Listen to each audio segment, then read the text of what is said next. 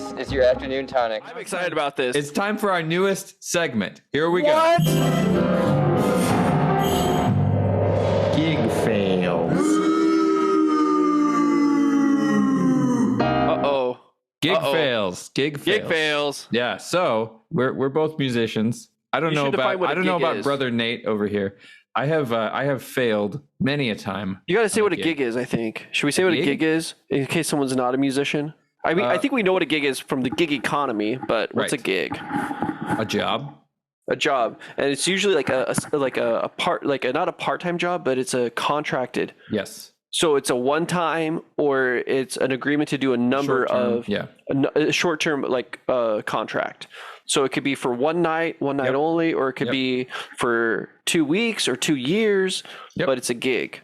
Yes. Okay. Right. So gig fails. We've had many of them, and I actually wanted to talk about this one last time, and we didn't get to it. Okay. But it's great because now we have our new segment with our little intro. It's one. Hit it again. I just want to hear it again. Hit it again. All right. Here we go. Hit it again. Gig fails. Is that a tam-tam? What? I feel like I hear a gong or a tam-tam. Yeah. It's a whole orchestral percussion section. Did you write that? I did write it. So you should offer the $500. I'm saying you probably should offer it. You're saying I'm worth negative $500. I just wanted to make you mad. Okay. No, I think it's pretty funny. I see the humor in it. I'm trying to make a joke about how bad it sounds, but it's supposed to sound bad. What I was trying to make, or maybe you're like, this is hip. Somebody rolled an orchestra down the stairs. It does sound like that. And then was that a tambo? Yeah. It's everything. It's a tambourine. There's a gong. Yeah. There's drums. There's a piano. There's a brass section. I was gonna say I want a trombone slide next time if you could. Wah wah wah. Yeah. Yeah. Anyway, so gig fails. So here's my most recent, most embarrassing, awful fail. Now this wasn't technically a gig; it was a jazz jam. But as a musician, I go out. I consider it kind of work time, at least partially. Anyway, so I went to the jazz jam at the Elephant Room, which is a Monday night jam in Austin. Fun jam. High level of musicianship.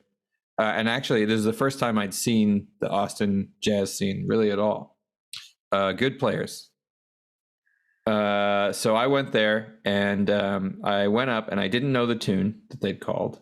He called me up, and so that was the first thing. So I already knew I was in trouble. So this is already like me playing poker, making bad decisions. And so I was like, can I bluff my way through it? And started doing jazz. I could not. I was like listening, and there's a lot of chord changes, and I kind of got it, and I didn't quite get it. And something about the way that jazz bass and piano voicings are, it's much more difficult to even hear what the chord progression is for me. Versus a pop song or a blues song, it's like, oh, they went to the 6, oh, they went to the 2. That's very easy. Well, there's different inversions and exactly, and like piano players like rarely playing even the root or the fifth. Sometimes it's more like extensions and whatnot. Exactly, and even the bass player, if they're walking, they might not start on the root either. They might walk down to it. It's like well, you shouldn't always start on the root. That's kind of lame. Yeah, exactly, right. Anyway, so I didn't get it, and then they stopped and they called me to do a solo, and so it was my time, and I started going, and it did not go well. It was bad. Did they throw beer bottles at the stage? I think it was in a minor key, and I was soloing in a major key. I think I was soloing in the parallel major. I think it was in G minor. Did you grimace your face or like try to look cool? No, Were you smoking a cigarette? I'm trying to think of all the things you could do to help you. I tried to just commit and like do that thing where if you play a sour note, play it a couple more times and then bend to a nice note. Yeah. To like, I don't know. I was just trying. I was like, I'm in the water. I got to figure this out. But I didn't get to figure it out because the lead of the jazz jam came up to me and stopped me and called the piano player to take over the rest of my solo. And then it was like, if you don't know the song, don't play. Ouchie! Yeah, that was ouchie. Ouchie! Oh my god. So what happened? Did you play another song after that? I did. He then told me to call the next tune. Okay. What'd you call? So I thought that was an interesting move because I feel like it was very nice of him in some ways. Exactly. It's a little bit of a tough move, but it's giving me the chance to do better, which is nice. I mean, I think it was. I don't think it's tough at all. I think he's being very generous and gracious in some ways. Right. Because if he wanted to be mean, he could just tell you to get off the stage. Right, but he's allowing me to lead. He's putting me in a spot to lead, which is an interesting spot to put in with somebody who just failed. But I think he's not saying, okay, just lay back on this one. No, but I think though I can't say that it's true, but I feel like there's a certain amount of aggression in jazz. Yeah. And there's a certain element of toughness. Yeah. Right? And like, I'm going to put you to the fire. Yeah. Right? And it's like this leveling war. Mm-hmm. I think that's at least it seems to me that's one of the things I don't like about it. Yeah. Is that it's a very aggressive music because you're trying to intimidate the other person almost. It seems. Yeah, there's like a history of this. There's like there's lore of this. Yeah. Like I've read articles and books and talked to some fairly affluent jazzers, if you will, and they talk about experiences where they were with people that they thought of as icons and they got vibed hard. It's like, oh, you don't know this? Oh, you're like, how do you call yourself a musician and not know this? Right? Yeah. It's very like a elitist. Yes, jazz is incredibly elitist. It's an elitist field. So there's a drummer we know in Austin, and he has this funny opinion where he says he hates jazz musicians. Mm-hmm. And he hates listening to jazz, but he likes playing it, and he plays all the jazz jams. Okay. But he cannot stand jazz musicians. Okay. And then so Richard Davis was a bass professor, jazz professor at University kind of a big deal. Madison. Yeah. And played in a famous big band, amongst other things. He did. But he had these rules where if the drummer couldn't sing the melody and know all the changes, and basically if the drummer didn't have the best ear in the band, he'd kick him out. And so I was talking to this drummer about that, and he was like, that is so fucking stupid. He's like, he's saying that, so he agrees that a drummer has to follow the progression, but he was saying like, so what if the bass player can't swing on a ride cymbal? Yeah. Nobody would expect that. I think it's an interesting move in some ways, because I think it's very fair to say for a drummer, it's like, oh, what's the form? Oh, 32 bar, AABA. Okay, cool. And they can just do whatever they want. As long as they feel when the return is happening. Yeah. And so I kind of dig the idea of if you don't know get it. I can't play.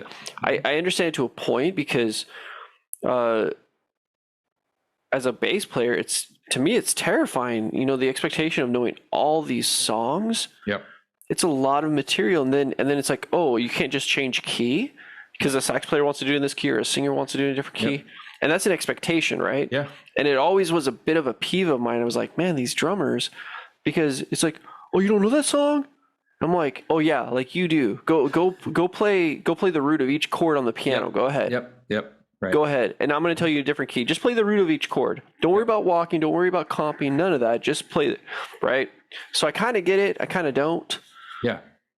I think it's a distribution of skills. So I think a good drummer is definitely listening and interacting. Mm-hmm. Drummers that are just kind of in their own world, I mean, those exist too. It's the worst. It's they might as well not be there. Yeah. They're just adding sound. They're being a metronome, and usually a bad one. Gig fails. Yeah. So what about you? Have you gone back? Not yet, because I've been too busy practicing. So I know I need to go back. It'd be cool if you go back, because this is the other thing that I've heard. I'm not really part of this scene, the jazz thing at all, right? Like Long Beach has something of a jazz scene. They have jams and stuff. Oh yeah, here. they have that jam at the Pike Bar. So they have that stuff going on, and I'm not really part of it, but I have heard there is this element of it that if you go, even if you don't do the best, right, and you fall on your face, if you just keep going and you keep grinding, right, that gets you way. Then all of a sudden you're like in the brotherhood, so to speak. I see. Yeah. Right. So going once and doing whatever and then not going back is worse than going every week falling on your face. Yep. And then when it's like your fifth time there after like a month and a half or 2 months or 3 months, right? And you you hit a few more changes. Well, it was like, oh. And then as soon as that happens, then it's like, oh, now you're an apprentice, Right. Gig fails. Yep. Hit the button again. Gig fails.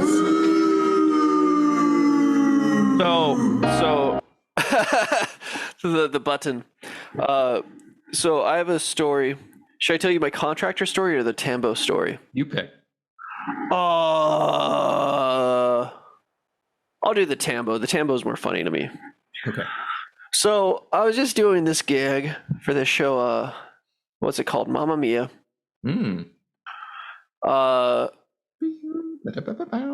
It's a ABBA, so Dancing Queen, Waterloo, songs like this, right? Yeah, it's a shuffle. It's cool. It's fine. I'm on the gig. There is an assistant MD. Okay. Ooh, that's tough. Assistant MD. The assistant MD's job is to start the click track. Okay. The click track in this instance is just a phone hooked up to our ears, right? We're all in ears. And their job is to duk, duk, duk. And then if there's a writ, or an accelerando, they'll stop and restart it, right? Yep. That's their gig.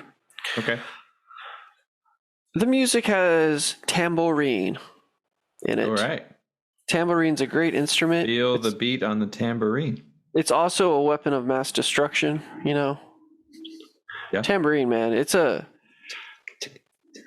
Percussion's a real deal, man. Yeah. It's a responsibility of any musician to play percussively, especially percussion. And percussion instruments have been designed to cut like a hot knife through butter in any setting.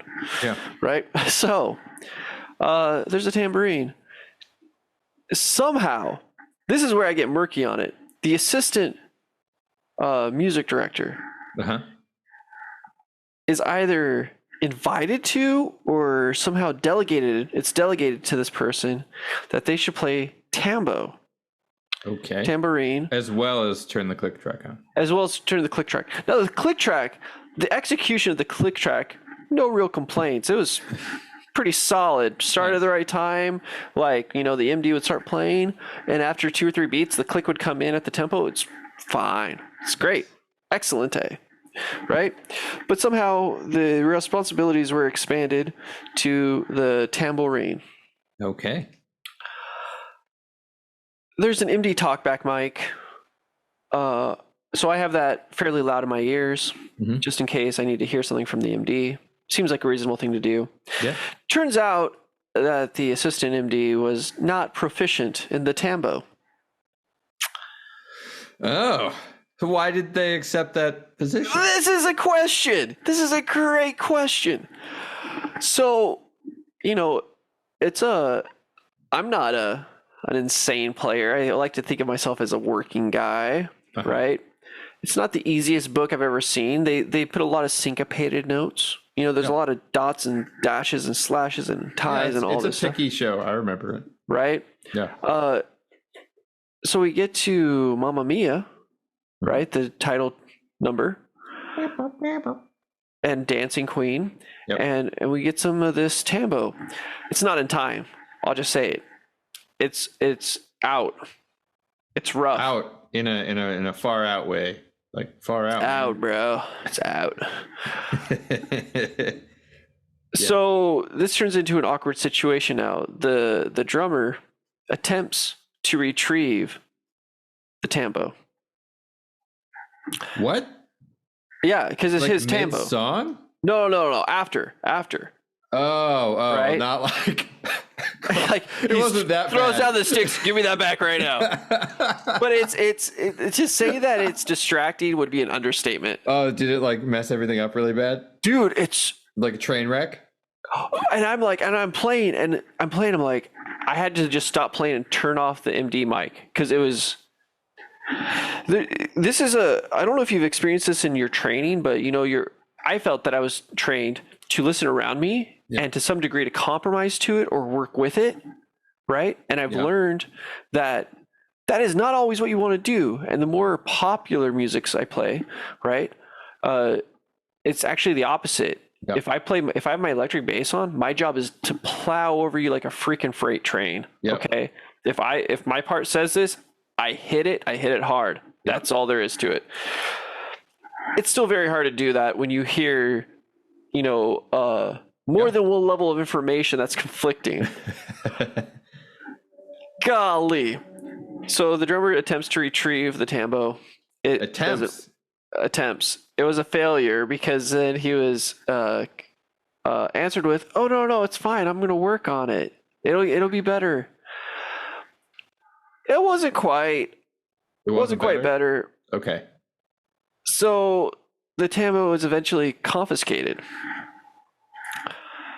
It's closing day of the show, and I get there. I'm the first one there. And I noticed that the assistant MD had retrieved the tambo once again with the MD's permission of like, "Oh, well, it's fine if you play because this closing show, I'm sure you've practiced at home, Dude, that doesn't make any sense. It was better, but it wasn't. Yeah. And so we had tambo again, so I had to turn off the MD mic, but it was fine. And that was, I guess it's not that great a story. It was more just funny to me that the drummer's trying to negotiate. I like this with the assistant MD, and then the MD's like he's like, "Oh, the assistant can't play it." He's like, "Well, if that's what you want, I guess it's fine." And I was like, "Just say no. You could just say no, but people don't want to do that." But you could say no in a really strangely aggressive way, like, "Oh, if you want the show to suck, sure." Not all of us can make those bets. Who? we do know somebody who used to do that one a lot. Yeah, I don't think it was that person. I don't think that person would allow the situation to escalate to that point. So it's the final day though, right? I get there and I'm like, "Oh, they have the tambo." And I like this. Like, you're going in and you never know if they're gonna have the tambourine. You're like, "Dude, please." And this is where it gets funnier. Then the assistant's like, "Oh wait, if I leave it here, he's just gonna take it back." So the assistant walks off with the drummer's tambourine and keeps it. Weird. This almost feels like, you ever watch those videos of like two monkeys fighting over some object, and like one grabs it and walks away and the other one goes and grabs it back? Maybe it's a little like that, maybe so, but yeah. And then the tambo retrieval was not successful, but I thought it was hilarious that it was like confiscated, and then the drummer could not get his property back until after the show, and then the MD steps in like, "Oh, I think it's fine. It's the last show." That's silly. It was silly. It's not as good as your story. I don't know if my story is good. My story, even telling it, I feel terrible. It's like this pit in my stomach. Yeah, but that's good for a gig fail. Yeah. I have another one, but we'll do that one another time. Yeah, we'll do it next time. I have a contractor story that's pretty. This is bizarre, but we'll save that one for another time. Yeah.